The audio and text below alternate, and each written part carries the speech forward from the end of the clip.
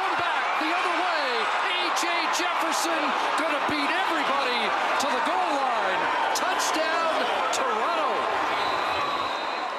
Hi, I'm A.J. Jefferson, and I'm the co-founder of Athletes First. My name is Brandon Willis. I am the Director of Athletic Relations for Athletes First. My name is Jamal Rashad, and I'm the co-founder of Athletes First.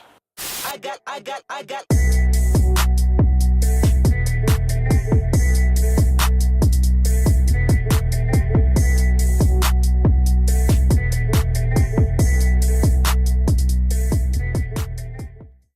Sports for me was like ingrained, right? So my dad played pro basketball for a long time, coached pro basketball for a long time.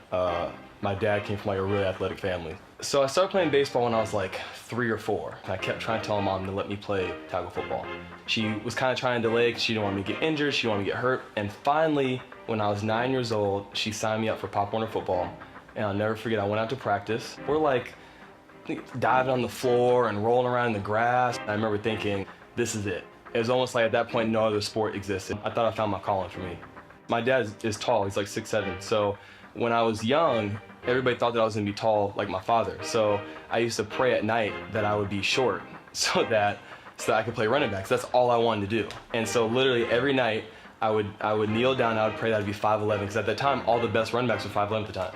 And weirdly enough, I'm 5'11", which a lot of people don't know this, but the night before every single game I ever played, I used to watch the same tape every single night for, you're talking about a span of like 10 years. And it was like this old, outdated tape. I used to watch it every single night. And so, you know, throughout my whole entire career, I wore number 34 because of Walt Payton. I got into sports at an early age, I would say at the age of 6. My mom signed me up for soccer and basketball, mainly because I was just an extremely high energy kid. And, you know, soccer is one of those sports where you can run around all day. And it was one of those things just to kind of, you know, get me to blow off some steam, kind of get me out of the house and let me express my competitive edge on the field. My first intro to football came before flag. It was my grandfather. He was a huge Pittsburgh Steelers fan.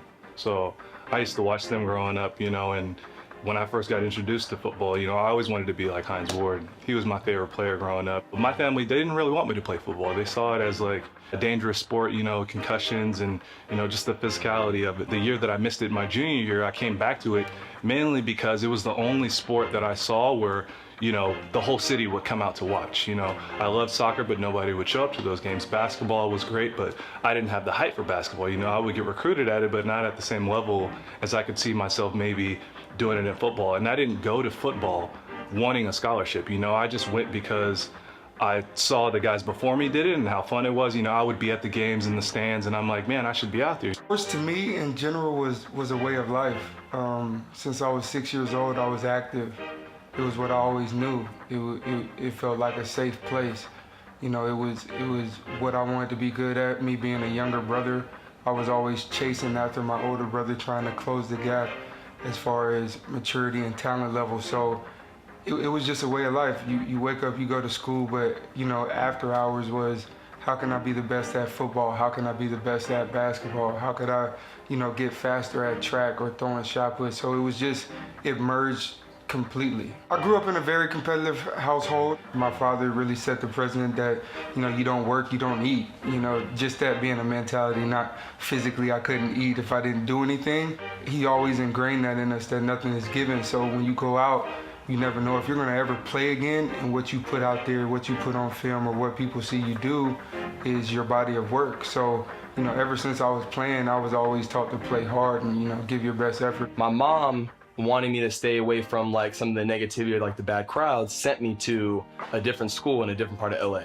And I went to Granada Hills High School, and going there for me, it changed everything. The coach that was there, believe it or not, which was the coach that I had, was the same coach that was there when John Elway was there. There was a lot of history behind the program to a certain degree, but it was very like outdated and old school, and like they were kind of behind the times. The high school dynamic definitely affected me mentally because I realized that they were stuck in wanting to do things a certain way and they weren't willing to adapt with who was there on the team. It affected me more as I got through my high school career and I realized that there was a little bit more pressure to excel in order to get to college. I think now the business of sports and the culture of sports has gotten lower and lower in terms of pressure and intensity. And so the same way that you're choosing on where to go to college, At this stage in the game, I think young athletes should really be thinking about where they're going to high school, because no different than college, if you play quarterback and you're in high school and you go to your local high school and they tend to run the ball a lot,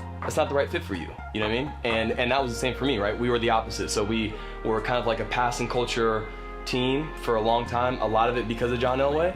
And so me playing running back, Granada wasn't the right fit for me. My goal was to just do one and done. So go to junior college, play a year, and then leave from there. Rightfully so, the best piece of advice that my dad gave me at the time, despite our relationship, was that I'm going to junior college not to win the national championship, but it was to go to junior college in order to get to college. I would definitely tell young athletes to really consider where you're going and keeping your goals in mind. My senior year came around, I got back out there. I was playing receiver, playing DB, and we had some success. We ended up going to the championship and winning, and ultimately that's the reason I ended up having the ability to go through the whole recruiting process and pick a school and stuff like that. And it ended up being Fresno State, mainly because they preached education more than any other school, whereas other schools would come in and talk about how much playing time I'm gonna get, that I might be a starter next year, or I won't redshirt, I'll be a true freshman and stuff like that, versus the coaches from Fresno State coming in and saying, we want AJ to get a 4-year degree, we want him to get his degree, we want him to pursue his education, we want football to be a supplement to his education, and that's ultimately why I went. I probably took being a pro athlete seriously around my sophomore year in college, which is when I was like leading the nation in kick return. My coaches were, pumping my head up, telling me I was, great and all this stuff. And then that's when, they told me, you can be something. You have the opportunity to do something, and you just got to make the right decisions, focus on school, and then if you test well at the combine, you have a chance to make it. Kind of grew up my latter half in South Carolina. The school I went to was James F. Burns High School. And it was that type of school that was always putting out D1 players as far as in the football realm. And when I got there in 9th grade, it really clicked, what I gravitated to the best, and that was football. So I kind of let my basketball career go. Still played it a little bit up until my sophomore year, but I found my niche. I found what I was good at. I found where my measurables were on my side, and that was with football. And on Friday nights, the city shut down. We didn't see it as pressure. We saw it as a community coming behind our team for the betterment of us. You do have those expectations, but we knew that, year long, that we put in the work to be where we were, and that we were gonna go, on Friday nights and display what we had worked that whole offseason to do. First and foremost, you're a highly recruited athlete. You wanna go somewhere and play.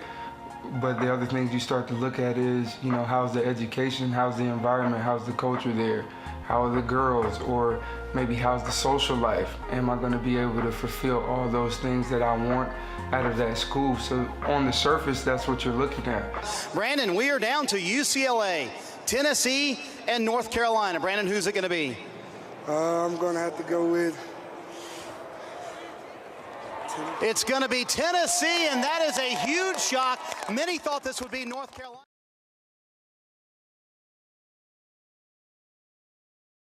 I was so determined to get to where I wanted to be, and felt like I was even so much better than junior college at the time, that I took that out on everybody that I played against. So we had a scrimmage game, and I killed the scrimmage game. And then I went from thinking that I was going to sit out that first year to then playing. And then it was like, the first game I did well, the second game I did well, and it was like every single game that I had a good game, it was just constant validation that all the hard work and the player that I thought that I was becoming that person. I went from not being highly recruited in high school to now all the schools that I ever dreamed of wanting to go to were now calling and offering, and so it was like I had to adapt really quick. So you're talking about this happening in like a 3-month time span. Growing up and my family being from the South, I always wanted to play SEC football. That was like a dream of mine. So when Auburn came, and they offered me, it was like, there was no doubt in my mind there was anywhere else I was going. In the 7th game of the season in junior college, I threw a stiff arm, dislocated my shoulder.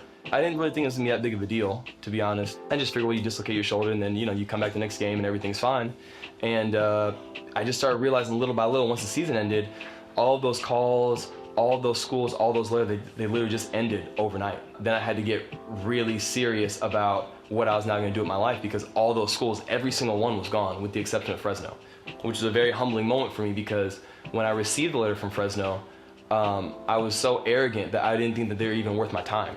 As an athlete, you never are prepared to have a season-ending injury, right? Because you obviously you know that people get hurt, but you have this persona, which is part of what makes you good, which is it's kind of like this invincibility. After I got hurt the second time when I was in college, I had to really start getting serious about what I was going to do with my life. And I had surgery again, came out of surgery, and I met with the doctor like 4 or 5 days later, and he was like, you know, there was more damage to your shoulder than we thought. At this point, you have the shoulder of a 50-year-old man, and if it was me, I would tell you you should stop playing football. Till this day, the single worst day I've ever had in my whole entire life. I went through depression, I went through self-loathing, I went through panic attacks, I went through everything, everything you could think of. So that was a bottoming out for me. Defense, Cowboys have struggled. 3rd down and 9. Pass is picked off. Intercepted by A.J. Jefferson. Terrence Williams. My first 2 years I played in Arizona, and then I got traded to Minnesota. I played 2 years in Minnesota, and then I got released. I signed with Seattle. Spent a year in Seattle. Struggled with an injury that sat me out for like 6 months. I got healthy, ended up managing to get a contract up in the CFL. Played for Toronto 2 years, played pretty well. Signed a new contract with a new team when I became a free agent. Played 1 year, didn't work out really well there, and then this last year kind of sat around a little bit. I was on a team and just kind of sat around waiting, you know, for my opportunity, and then became a free agent again and ended up signing a new contract. With all that being said, you know, making those transitions from team to team, and you know, I never felt like I couldn't do it anymore. It was more on the lines of, you know, what's next? You know, how do I reestablish myself? You know, because there's always like a certain level you want to get to, or you want to get back to. Like, I think that my peak was like, you know, when I was in the NFL and I was playing very well and I was a starter and stuff like that. And you know, there's always a time where there's a doubt in my mind, like, can I get back to that? Osweiler from his end zone. Going up top. Intercepted. First turnover of the ball game. A.J. Jefferson with the pick. Pressure started hitting for me when I became a starter. And then when I became a starter, it kind of became, you know, I have to maintain, you know, this level of, you know, athleticism or this level of professionalism, because there's always somebody behind me ready to take my spot. It's been a rough offseason for the Tar Heels. This is a huge black eye for North Carolina. President of the University of North Carolina system says he's angry and embarrassed by the UNC football scandal. The University of North Carolina's football program is embroiled in controversy. It was an unfortunate incident that when I got to UNC, they were battling some scandal issues. I ended up walking into a situation where the whole athletic department got changed over. You know, it was an unfortunate situation that happened to a lot of really good people with good hearts. UCLA, the program in 2010, 2011 year, was a program that really didn't have or garnered that kind of attention with the kind of high profile players that were there.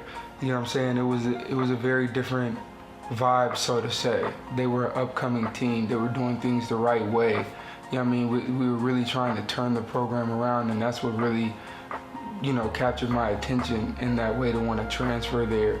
Irrational decisions breed irrational results. I definitely say think things through. When I say do what you want to do, is do what is in the best interest of you as the athlete. If it's going to another program that you see yourself fit in, take that year, go. Because that's the resentment or that's the regret that you're gonna live with throughout your life. I don't think my career panned out the way I wanted it to. I didn't play pro, you know what I mean? I didn't go on to make the millions that I wanted to make right out of college and be in the position that I thought I wanted to be in. But I think my life made me a better person as to where I am today and how I handle different situations and where I can see myself going. For me, the master plan is to create change and disrupt the status quo of how college sports functions. The way that it functions now is colleges are completely at the driver's seat. Because of how the NCAA works and because college athletes cannot move from school to school, they have to make their decision the first time. The problem with that is that they're forced to make only one decision and then they just have to live with it. There is no recourse. Again, they can't go with their second choice or third choice, right? So for us, it's all about changing the industry and putting the power back in the hands of the athletes. We keep calling it the Yelp for colleges. So if you want to find out anything you need to know for a college, training table, the amount of scholarships they offer, the kind of housing they provide, how many meals or whatever, all that stuff we provide. The demographic, boys versus girls, stuff like that, what the atmosphere is like, the party scene, whatever, the kind of frats they have, all that stuff, that people don't normally talk about is something that I think that athletes or people in general, when they're trying to figure out a school to go to, should take into account. Athletes First to me is essentially paying it forward. I'm done with college, but I'm fighting for someone else's rights. To me, that feels good. That's that light inside of me that wants someone else to learn from my experience. Very rarely do people get to go to 3 universities, and get your undergraduate degree, start your master's degree, and garner those relationships. So we all have a different path, and if I can use my story to help somebody else, why not? From the high school athlete that's getting recruited, you're looking at schools, maybe you're the first person, to go to college from your family. You don't even know what questions to ask. You don't know what you think you know what you're getting into, but you don't know what that's gonna look like for you. But other athletes that came before you who you idolized, now you can see their views, you can see their track record, you can see who came through that school at what time, what they had, how it went. Their story. Were they treated the way that they said they were going to be treated? Did they get everything that they said they would get? Athletes First provides transparency, right? And by having that transparency within college sports, it gives young athletes the opportunity to look at what schools are providing before they make their decision. The best way to go about doing that is to give athletes that are currently playing at those schools a voice to be able to express what they're going through and the constructs of what that team looks like, in order to be able to help future athletes that come along. And we give college athletes the ability to remain anonymous if they want to keep their identity hidden for obvious reasons, because colleges will use the things that college athletes are saying. If it's being said in negative light, they'll use that against those players. So we create a level of anonymity that college athletes possess. So we just want them to be honest and tell their stories so that younger athletes can then make well-informed decisions.